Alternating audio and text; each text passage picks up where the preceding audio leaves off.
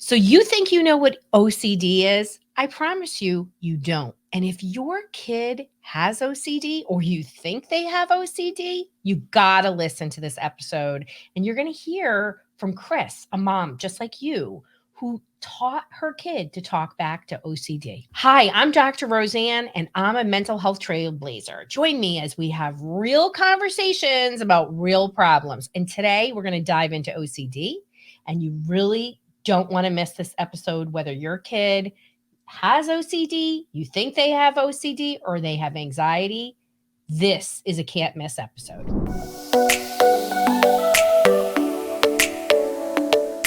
Welcome, everybody. I am here with one of our moms. She's an awesome health coach. She is somebody who really gets what it's like when your child is struggling, because her child was struggling and she was part of our brain behavior reset coach.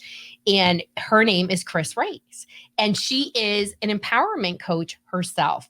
And in our brain behavior reset program, she did neurofeedback, we did coaching. And the most important thing is her family learned how to talk back to OCD. Mm-hmm. And Kris has been so generous to come on here and share her story, because I think one of the things that is the hardest is when your child is struggling, you don't know what to do. You don't know who to ask for help. And even when you tried things, you're so afraid to try anything else because the other thing didn't work.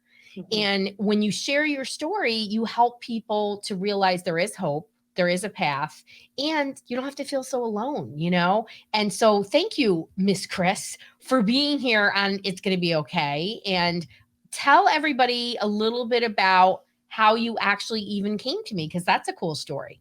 It is. It's a great story. Thank you for having me. I'm super excited to be here, for one. So, I really came across your work from one of my very best friends had a podcast episode with you as the guest, and it is on Light from the Rabbit Hole. It was several years ago. It was like deep pandemic, and I listened to that episode, and I remember I was walking and I had my phone out like the entire time, like typing myself notes, because I was like, yes, that is exactly it. Okay, yes, that is exactly what's going on. And so I sat with that for a little while before I thought, you know what?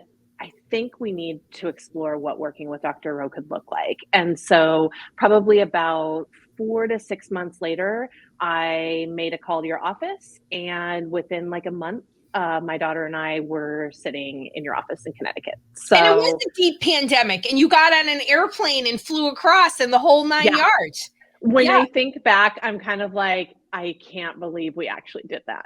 Yeah. Because it was a big deal. It was a big deal. And we had lived in our bitty bubble for a very long time. And to go out and do that gives you a picture, I think, of how desperate we were to be able to change things. And, you know, and Kris, like, you know, people may not be aware, you can work with me fully remote, or you can come in, and you were like, I'll be damned, I'm coming in. Like, I want to get in there.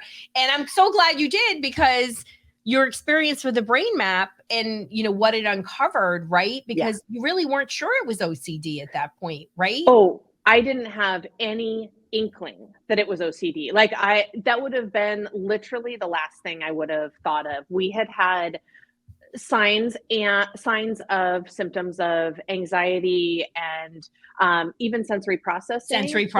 For sure. For a long time, since she was a toddler.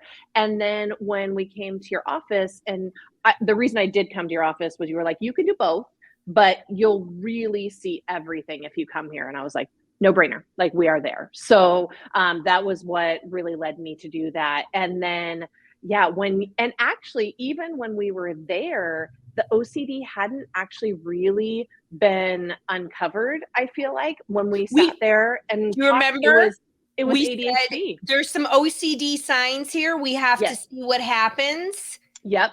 Right. And then it was like the OCD was like, well, here's my spot. I shall blow up. So that was we can laugh now, Kris. We can laugh now. I could not laugh then. No. It was rough. And I will say, just because I think it's valuable to be transparent about it, is it was interesting to watch. Interesting now. It was very hard at the time to we came all the way across the country. We came back, we did neurofeedback, and things shifted and got hard again when we got home because, as you helped me understand, the neurofeedback took away some of her day-to-day coping mechanisms. Right. So when that happened, the OCD just literally, it was like the top blew off and it went out of. It went from inward to outward. So the OCD was happening in the inside, right? And like, let's talk about it. What happened was, and this is a really good learning moment. So, Kris is there and we're, I'm always unlocking stuff, right? Like, what is this? Let's dig deeper. Let's dig deeper. And towards the end of our intake, Kris had said to me, there was a whole ritual around bedtime. Yeah. And so when it comes to rituals around bedtime, sometimes it's just a way we do things. Then there's other times when it morphs into something else, where if you don't do the ritual, your child is distressed, and they really have compulsive behaviors around it. And so we were kind of on the fence. Yeah. So that's where we were like, let's test it. Do this, do this. And then you tested it and then it blew up because it really was OCD and there really were compulsions around it and obsessions. Yeah. And I like the way you describe it too, of it was inward and then it became outward, because a year and a half, almost 2 years later, I can say that, like, it astounds me how much she kept in without knowing a way to let that out, where now on a daily basis, that's just a conversation. Like, we can sense when things are off and then we ask about it, things like that. So it breaks my heart to think of all the pain she was in internally for so long, but also gives me so much hope that we discovered that young so that she can have these tools for the majority of her life.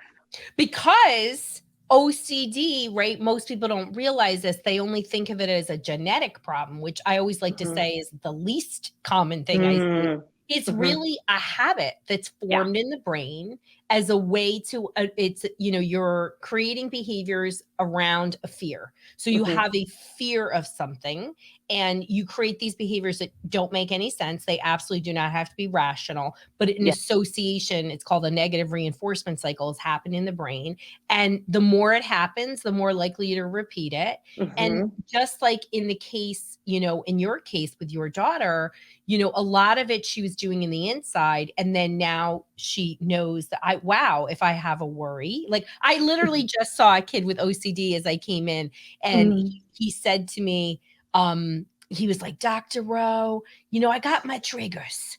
And he's only like 9, he's like a 57-year-old. And he's like, I got my triggers. And I was like, preach it. Let's hear it. I want to hear it.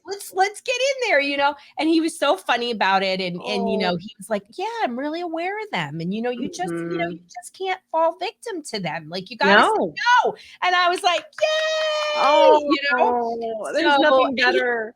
I know. And he's doing it, and I think sometimes we think, so much of our culture, Kris, like when things are in the inside, but things look great, like, Sophie looked great on the outside, like adorable. You were doing the pandemic pod. She was having a good time, all this other stuff. But then like when the real world, like we got back into the real world, you start to see the cracks of what sort of happens. And the great part about you is, I know that it went into this place of, we call them flares, right? A flare period, but you didn't ignore the signs. You were always doing your best. And I remember, seeing Sophie's brain map and being like, wow, her behavior should be way more significant based on her brain map.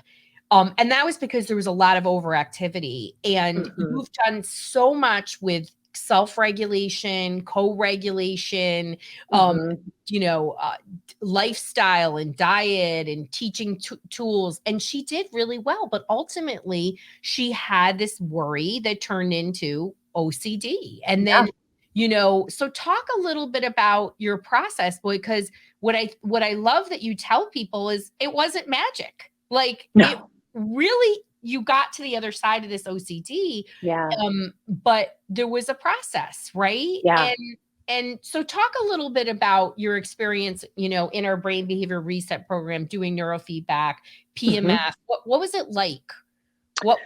Well, I think one thing that I always held true in the whole process of it was I never let go of, to me and my relationship with Sophie, I knew that it was important to follow a natural route in that. And that's really hard to find. And so I think that, like, at the root of it was why I held so dearly to your work, because I thought, okay, finally somebody agrees that, like, this idea that I can't figure out how it would happen, this is how I want to support her in it. And for her, it was the perfect thing. So then she was all in for it. That was the cool She thing. was all She in. was. And I will never forget She sitting didn't there want at it to lunch. end. Oh no, she was like, I'll stay there forever. I know. But I remember sitting there, and kind of like the 9-year-old that's like a 57-year-old. She's kind of the same way. And I remember sitting there at lunch after our brain map, and I was like, you were really brave. Like, that's a lot to do. Like, that's a lot to take in. Are you okay? And she was like, Mom, I just want to be more happy. I just want to be more happy. And I Oh, was like, you know that you can live a different way. So that was a good, like, anchor for us to hold on to, because the neurofeedback's a lot of work. I mean, looking back, I discounted how much our life ran around that for a little while, right. but it was For like for a 6 months, period. you're Mhm. committed to 2 to 3 You times a are. week for a half an hour, which is like it doesn't seem like a lot, but you got to It, put it on your schedule. you do. The And payoff like, is worth it, but you got to put it on your schedule. It's like working out. and when it's like a kid who is very regimented with things anyways, it's like they need to know when that's going to happen, and you can't just surprise them with it, and they want to be able to plan ahead, and like there was sort of some juggling around that. So that was a lot, but we did I I will say, it got a little tougher, and then it started to get better. And so which I think is so true of most things. But we held true to it. She trusted you, and especially your team, so dearly that it was like, well, even if it's hard right now, even if I don't really want to go do this, I'm going to do it because I know I can feel better. I know And I can and be you happier. did some shifting when you didn't like when things didn't move as quickly as we wanted to. We did some lifestyle shifting. We did Yeah. some parenting shifting. We did some Hmm. stuff around OCD, and Yep. everything started to move, right? Yeah. You climb to the summit. Yeah. You For don't run. sure. No, we did not run. It was No. like a long, slow walk. Yeah. But also, like, I mean, I think it was about 2 months in when you first said, like, "For sure." I remember sending, like, multiple emails back and forth, and your team would respond, and then you wrote back and were like, "It is OCD, Kris." So and I was like, "Okay, You this were is, like, like, I'm not really." so sure. You weren't so sure. And I was like, no, no, no. I said we're going to give it a little window of time. The And then I window's was like, gone. this is screaming OCD. Like, she's got you in the rituals. You're accommodating it. Yep. Like, That let's call I it mean, and day if it's day, Kris. You know what I mean? exactly. Exactly. But, it's hard when you're in it. And I so know, girl. I I know. know. So It hard. is. And you're like, oh, can it just be a little ADD, a little anxiety? And I don't want to minimize that because you can No. have that, but OCD is scary, and there's so few providers, as we'll talk Mhm. about that. Yeah. I'm so grateful that you came here, because you would have spent Yes. years going down the road of this, that, and the other thing. Nobody would have ever gone to OCD, which No. requires its own treatment. Exactly. And I will say too, one of the key things from that initial conversation I listened to from you that stuck with me and really was like that pull to make sure that I explored it because I was interested was you saying that, you wished you were the first or second provider that someone would come to. And in reality, what's the number? It's like, it's really high. Oh, I mean, most people see a minimum of 5 to 7 Yeah. providers, and it Yeah. takes 11 years. We've talked about this, Hmm. 11 years from the Hmm. onset of a problem before somebody typically, on average, gets proper help. And that's Yeah. NAMI 2019 research. Yeah. So that's disgusting. And it is a No, it's reality. horrible. Yeah, it's horrible. I mean, Yeah. you're down the rabbit hole. You know what I mean? You are deep in the rabbit hole. Yeah, and then you're like, wait a second, why am I going to do this? And what's going on? I also love, like, I don't want to neglect what you said, like holistic treatments were a family value for you, Yeah, you know? they were. And, you know, there are a lot of treatments in the world. The majority of evidence-based treatments for mental health have no psychiatric medication involved in them. And there's always a behavioral piece. And, you know, what we did is with the neuro and the PMF is you got that nervous system regulated, but Yeah. that on its own, yes, we would have gotten some regulation, but Yeah. if she kept doing the obsessions and compulsives and anxious behaviors, you couldn't combat it enough. You would have had to stay doing these things. And everybody should regulate their nervous system. Yeah. Dr. Rowe regulates her nervous system every day. There's no doubt that we shouldn't be doing that. But when you're doing neurofeedback, it's really at a much higher level. It's clinical in our cases, even though, lots of people do it for just to make your brain feel better and work faster. But the behavioral unwinding was probably a lot more work than you anticipated. It was. It's not a shortcut. It's Nope. not something that comes easier, but because it was such a value to me, and I don't know if this might help somebody listening too, but it wasn't necessarily for my husband. He had times where he was like, seriously, Kris, this is not working. Like, things are getting worse. Is this really what we need to do? And I held so true to that because I knew with all my being that that was the right way for her and for our family.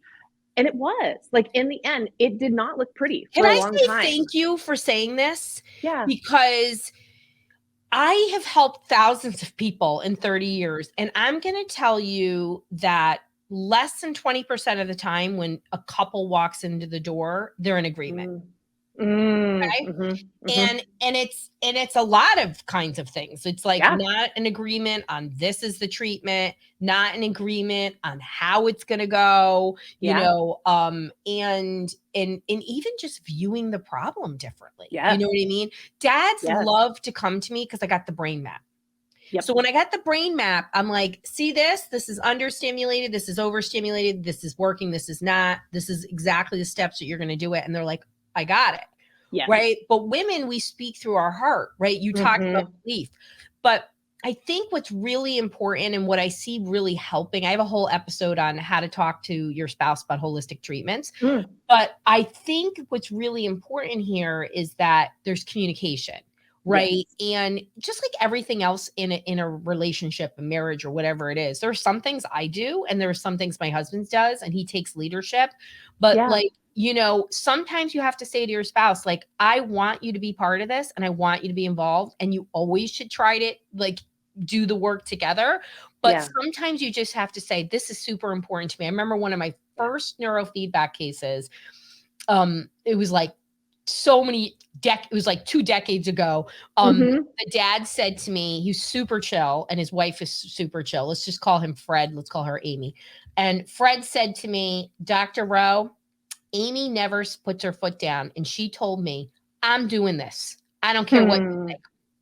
And the dad said to me, you know, my best friend's a psychiatrist. And he told me this was pseudoscience. And he's like, I went to him and said, this has been the thing that has completely changed the life of my daughter, who was misdiagnosed as being bipolar and all these other things. She had dyslexia and she had anxiety and nobody could see that. So they just saw her as this out of control, moody kid. So it was really awesome. And I just loved that dad came back to me to say that. But sometimes, I mean, it's always about communication and dads are capable of hearing this.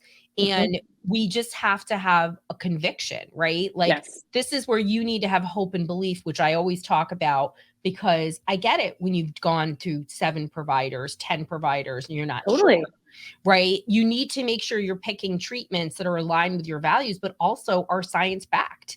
And, you know, that's really important, right? So, and what does science tell us? We have to calm the brain. We have to learn new behaviors. If you're trying to learn new behaviors with a totally dysregulated brain, it just doesn't work. No, you know, it really does that. And I will say, like, and when you can fast forward now to where we are now, I actually didn't really think about it until right now, but because I held so true to that at the time, he so much trusts what I will suggest now. So there's a lot of times where I'm like, I don't want to go a traditional Western medicine route here. Like, this doesn't feel right. He's like, okay, like, Yeah. great. What does that look like? And so Yeah. it doesn't have the same resistance or question that it held in the Which is beginning so because we made it through. great. It's In so many wonderful. levels. You don't need more Yeah. stress when you're a kid. And, it's way more typical, mamas and papas, for people to have conflict about what the treatment path is, and what that looks like, and the timeline. I mean, people Yeah. have very unrealistic timelines. Like, I Mhm. created a 6-month program because that's the sweet spot, Yeah. right? So, like, yeah, you could do it in less time, but people, you want to have contact. You still contact me today. I'm like, whenever you come through the Yeah. program, contact me, right? Because it's important. You want to have somebody to run something through. You know what I mean? And behaviors don't happen overnight, so they're not going to be unlearned. You have to unlearn and learn a new one. Mhm. So I think that's really powerful. So what was your experience? You also did ERP coaching with our Yes. amazing team. Yep. And part of why you did ERP coaching is because were on a 10-month wait list, Yes. truly, Yes. for ERP. Yes. And you learned a lot. You had to do deep parent work, right? So Yes. let's just say what ERP is. It's exposure, response, and prevention. Mhm. And basically, it's a combination of cognitive behavioral work where you're changing your thinking with exposures. And it's done by highly trained, highly qualified therapists. And it's really to create a safe space for you to uncover what the triggers are, what are all the OCD behaviors and thoughts, Yeah. and then do little exposures so that they Mhm. go, oh, the bad thing didn't happen. Oh, the bad Yep. thing didn't happen. And then it really dismantles OCD. And you really have to do the work. You can't Yeah. let the little comment pass by. The reassuring question, Totally. the mom, I just have to do this 3 times. No, you don't. What would Yep. happen Maybe if you 2. didn't do it 3 times? You know what I mean? Yeah. It's a whole entire, like, conversation and lifestyle change. And I think there's Totally. so much empowerment in understanding, like, why those things happen, why the compulsions continue, all of that. So in our journey, because it was gonna take a short eternity to get into ERP where we live, because, like, this was something I didn't know that you helped me understand, was that your provider has to be in the same state where you are. Right.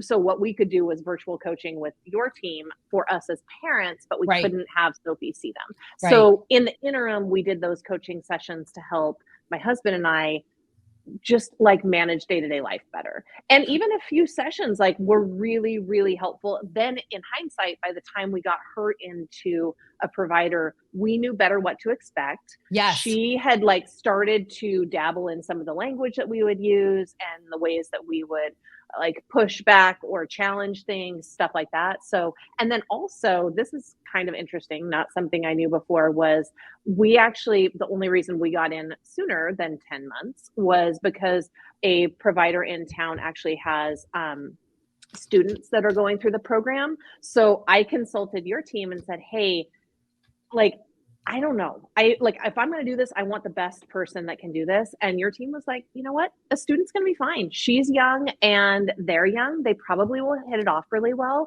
I feel good about this. Do it. And so we got in sooner. I do think in hindsight, I think we might have been in the program longer than we would have been had we not done that. But we Gotten got somebody. seen a whole lot faster. Yeah.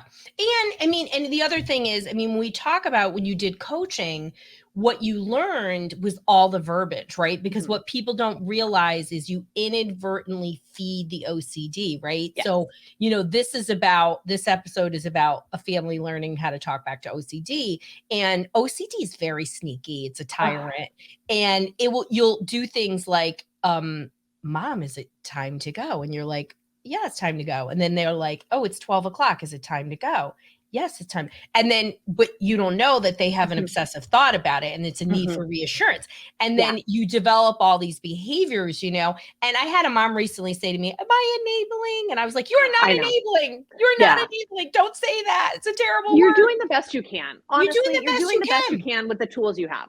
I always believe that. Beautifully said. Absolutely. And the thing is, once you knew how to teach, use coping language, you got to see, because you're really controlling the exposures. I mean, that's really what it's about. And Yeah. and ERP is a lot about understanding the psychoeducation. How does this form a habit in the brain? And I'm always so sick and tired, Kris, of people telling you know kid, parents, adults, you're going to have this condition your whole life. That isn't the case.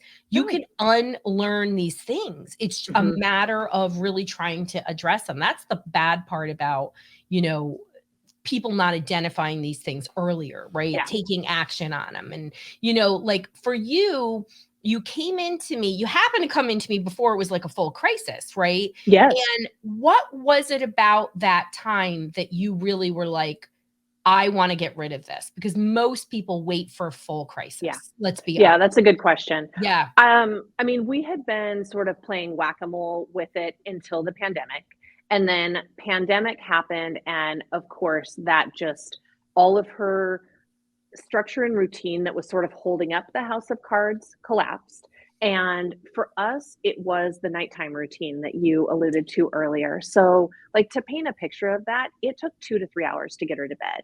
And that was not like because it was like calm things happening to get her to bed. It was screaming terror, awful, awful experience every single night. And like, of course, her sister is like right across the hall. She's feeling that. We're going to bed exhausted because we've done this night after night and no one else can put her to bed. We can't like take a night off and hand her over to my parents. Like, that is not possible. So, when we had done that for probably 6 months, then I was like, we can't keep doing this. Like, this is an unsustainable life. And so, and it was that, like, even though I couldn't put the language around it for being compulsions, I just knew that like there was this tension always in my body of like, oh my God, if the door is like not this way, I know what's going to happen afterwards. I know how bad this is going to get. And so you're like, I think as a parent, always trying to be that one step ahead to be like, I know this is coming, so here's how I can fix it. So you're also, those are the, let's unlock that, because you said something so flippin' powerful. The door being this wide, otherwise she's going to flip out. Yeah. Can you talk about what you learned through ERP, how that's the worst thing you could do? Yeah. So like for her, like, so even and today, no judgment, parents. No. This is an educational moment. It's an after school special educational moment. Totally. So I will paint an honest picture that like all this whole crazy bedtime routine, even a year later, I still can't dismantle the whole thing. We're still getting there. You're working on it. We're still working on it. So like, I knew that if the door was kind of cracked inwards, then that would really trigger her. So through ERP, we, in my head, like, we're just challenging that. So it would become, so what was very interesting to work through with her was like, she had to make her whole list of fears, some of which came from me. Cause I was like, well, I'm seeing this, like, I think this is one bud. And she's like, okay, yeah. So like with the door, then it would be like, well, completely closing it isn't an option. That feels like that's like a 15 out of 10. Like, that's not doable. But we would come up with, okay, well, what if like for 10 minutes we close it, and then if you need it, we'll open it back up. Or there were just like those sort of just right challenges where it was like, you can show yourself within a reasonable amount of discomfort, I can do this, and the bad things that are in my head aren't going to happen. And it's doing it, doing that until it becomes comfortable, and then being like, well, now it's 15 minutes. Actually, with the bedtime thing, it just came back to me too.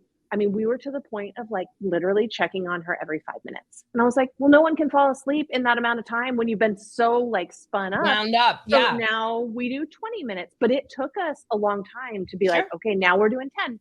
And now we'll do 15. And you can call for me, but I'm not going to come back. I am here. You're safe, but I'm not going to come back until then, because I know you're safe and the OCD wants me to come back.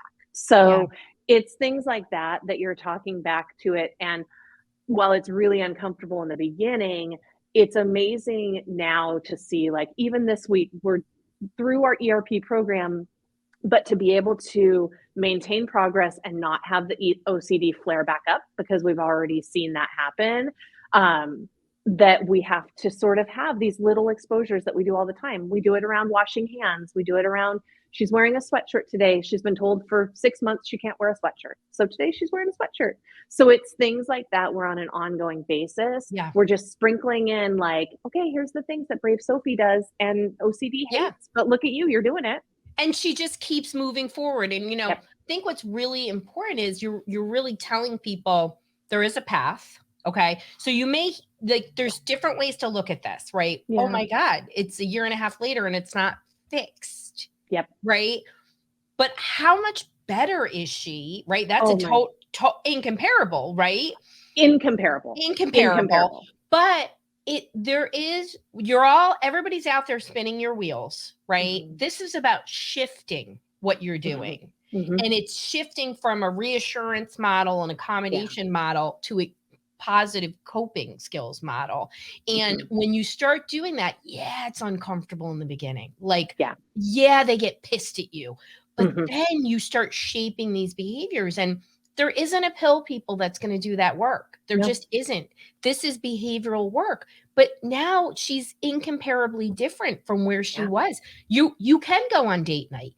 Yeah, she can go. She's going on a sleepover this weekend. Like, that is huge for her. She's going on a sleepover. Huge. And I think too, like, as parents, if I reflect back on it too, like, of course, she feels so much better. She feels like she has tools that she can fall back to, but also, like, we can separate that OCD from who our daughter is too. So that's right. And that's a huge piece as a parent, to be like, it's not her, it's the separate version of her. Like, we really have two separate pictures. And she's now an OCD warrior. You know what I mean? Like, she really has learned from it, which is truly, truly remarkable. Mm-hmm. She's much more regulated, and your conversations are different, right? Totally. She's moved away from the fear and needing reassurance to actually sharing, like, hey, this is what I'm thinking, right? Mm-hmm. This is what I'm doing. And almost as in, like, now you probably spend a lot more of your time in conversations just reinforcing the behaviors that she is doing, the healthy behaviors, the healthy. And it's not to say that worry doesn't ever happen, but it doesn't have to move to this obsession or compulsion. And, and I think what's really remarkable about your story, like, is very easy for it to slide in. And for people not to understand it, just like you finally, like, I remember you were asking everybody on the team, and then finally, I don't know if I emailed you or left you an audio, and I was like, it's OCD, Kris. Stop asking, Kris. We know what it is. But you just needed that. And it's hard, and it's okay. It's like, my son who has Lyme or whatever, I remember when, like, he was doing really good, and then it takes years for all the co-infections to come out. And he went to this amazing doctor, Charles Ray Jones. He treated like over 40,000 kids with Lyme disease. And he says, oh yeah, now all the co-infections here. And there were 9, and I remember, like, that feeling of my heart just going into my stomach and wanting to vomit.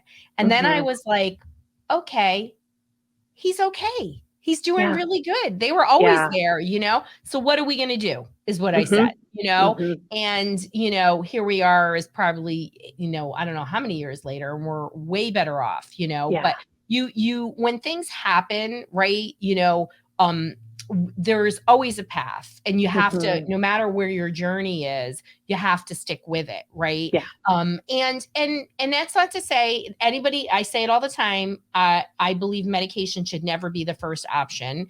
And I don't think we're teaching people. That's what this podcast is about, is to teach them the ways to shape behavior, to take different actions. Right. And you really did that. And it wasn't exactly a straight line for you either, but you got the results that you wanted. And it's just that we all think it's going to be, 2 weeks or 8 weeks or 3 months or something like that, or like, you'll be the one person, okay, I found her, she's going to take us there. And it's like, it becomes a team. It just has to. It has to. And how beautiful, though, your whole family came together on this, right? And like, because, man, when your spouse is not on the plan, boy, do you really start getting irritated and hate them, like there's no other way to say that. Right. And as a special needs mom myself, you can say that, like, there's times you have to come together. You have to be a tag team on this sucker. Yes. And whatever you need to do to join on it is really important. And also for your daughter, you need the same verbiage. She needs the same level of reinforcement. That's why getting your partner to really understand from a brain perspective, and that your child isn't doing this on purpose. Because a lot of times people get confused about the behavior and they think kids are acting this way on purpose. Yes. She is driven to act this way, but that's because the brain is getting reinforced. It's a very different way to do it. So, for any parent who, whether they have anxiety or OCD or any clinical condition, what do you wish a parent who's struggling at any point in the journey, early, like you were, or sort of in the middle, or even on the extreme, you've gone to 14 million people, what do you wish they knew about using natural solutions? What do you wish every parent knew? I wish they knew that it won't look how you think it will, and that it is safe to hold hope that it will change. I think it's really easy to lose that sense of hope. Even, like, I'm a very optimistic person, and there were some very dark times where I was like, I don't know. But I never lost that in all of it, even in those really, really hard years. So I would say just trust that, like, if that feels right to you, it feels right for a reason. Don't let that go and follow that path. And I also think, maybe it sounds kind of woo-woo, but this is just me, that I do think that sometimes, like, we have to hit our own personal, like, I don't know any other resources, and kind of just turn it over and be like, well, maybe it'll be shown to me. And I really think that as I look back, that is such a thread that always happens, is maybe I'm super stubborn, I have to get to that point, but then something else comes in and helps. So I would just hold on to that hope, and knowing that there can absolutely be change. It won't look like you think it will, but it'll probably be better. That's so beautiful to say that. And really to have, so that, faith, hope, and persistence. Yes. Really stick with it. Every behavior, it takes a minimum 30 days really to change behavior, even at micro levels. And, we all want to grab those big ones, the macro behaviors, but it's the micro behaviors, and that, ERP is a great way to understand that. You don't start with your biggest, fear. No. You start with the little ones, and then they build up the confidence, and the brain starts going, oh. And that does the work for you. It does the heavy 100%. lifting, but it requires so much more reinforcement than people realize. You're like, what just happened? Where did this behavior come? So I think that's so, so important. And for anybody that is, you got in an airplane and came across and worked with, like, I think the best team, the Brain Trust is what I call them. For anybody who is considering, being part of our brain behavior reset program, what would you say to a family who's got a child or a teen that's struggling, what your experience is and why they should do it? I would say, if you have that inkling that it's right for you, I would absolutely follow that, just to even explore what that would be, because it might be exactly what you were looking for. And so, for us, it really, without a doubt, was like one of the biggest moments and transition points in our life. And so not only it affected everybody in the family, and in a positive way. So if you're intrigued by it, I mean, I would probably be one of the last people that you would think would just hop on a plane mid-pandemic and fly across. So this is not, like, to be taken lightly. So just know that I think if it's something that you're being called towards, there's a reason for it. You definitely were not one person to jump on an airplane. No. I'm so glad you did, though, Miss Kris. I'm so glad I did. Empowerment coach. And if anybody would like to know more about Kris, you can go to Kris Rice Collective, and it's Kris with a K if you're listening, to find out more about her work. And she does work with moms, and she does a lot of really cool stuff. And I saw you talking about co-regulation. I love talking about co-regulation. And if you're not in our parenting group, Natural Parenting Solutions, you can hop over on Facebook to Natural Parenting Solutions or drroseann.com/group to be part of the community, because I think one of the hardest things in this whole journey is loneliness. and not to have a safe space. And we are cultivating not just a safe space, but a place where you can get some information and take action on it. So Mhm. I do believe we make mental health way harder than it has to be, right? You know Mhm. what I mean? So I think that's really important that people find resources in a place, Yeah. and that they can have a trusted guide. And that's me with my 30 Yeah. years.